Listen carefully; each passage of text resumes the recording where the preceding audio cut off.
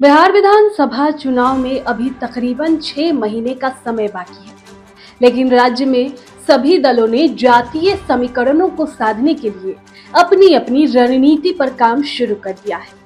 राज्य की सत्ता में काबिज नीतीश कुमार की पार्टी दलित समुदाय के वोटर्स को रिझाने के लिए भरसक प्रयास कर रही है। दलित वोटर से कनेक्ट करने के प्रयास में जदयू ने पिछले साल नवंबर-दिसंबर में भीम संसद की शुरुआत की थी।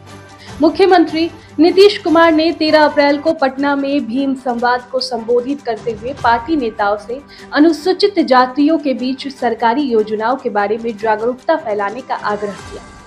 इसके एक दिन बाद अंबेडकर जयंती पर नीतीश कुमार ने अंबेडकर समग्र योजना का ऐलान किया।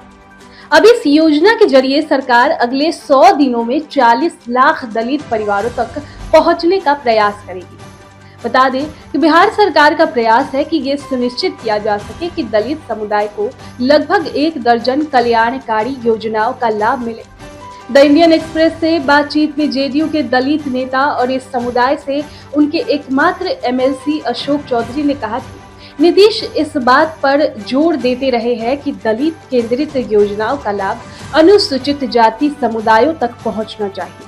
अशोक चौधरी ने कहा कि हमारी सरकार ने हमेशा दलितों के साथ साथ गरीबों तक भी पहुंच बनाई है।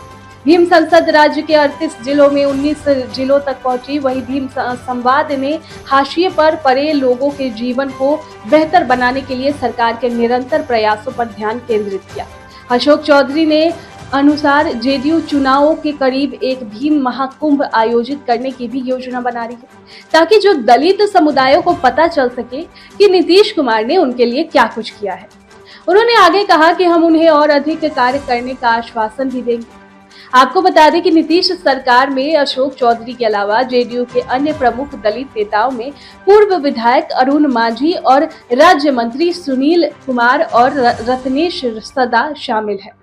द इंडियन एक्सप्रेस की रिपोर्ट के अनुसार बिहार में दलितों के लिए कुछ प्रमुख सरकारी योजनाओं में बीपीएससी प्रारंभिक परीक्षा और यूपीएससी प्रारंभिक परीक्षा पास करने वाले उम्मीदवारों के लिए क्रमशः 50,000 रुपए और 1 लाख रुपए की वित्तीय सहायता शामिल है। इसके अलावा आपको बता दें कि बिहार सरकार और अनुसूचित जाति समुदायों के बीच संपर्क स्थापित करने के लिए 9,000 विकास मित्रों की नियुक्ति, व्यवसाय शुरू करने के लिए 10 लाख रुपए और 91 अंबेडकर आवासीय विद्यालयों में पढ़ने वाले हर दलित छात्रों को छात्रवृत्ति दी जा रही है। बिहार में दलित समुदाय की जनसंख्या करीब 19.65% है। इस समुदाय को साधने के लिए पीके की पार्टी भी कोशिश कर रही है। अभी तक माना जाता रहा है कि चिराग पासवान की लोक जनशक्ति पार्टी, रामविलास पशुपति पारस की राष्ट्रीय लोक जनशक्ति पार्टी भी दलित समुदायों पक्ष में प्रभाव है, वो इस बार भी अपना दम दिखाने का प्रयास करेंगे। जेडीयू द्वारा नए सिरे से दलित को आगे बढ़ाने को उसके सियासी किस्मत में गिरावट को रोकने के प्रयासों के रूप में देखा जा रहा है। आपको बता दें कि साल 2020 में हुए बिहार विधानसभा चुनाव में नीतीश कुमार की पार्टी को खासा नुकसान हुआ था। इस चुनाव में जेडीयू को सिर्फ 43 सीटों पर जीत हुई थी, जबकि इससे पहले 2015 में उसे 71 सीटें मिली थी।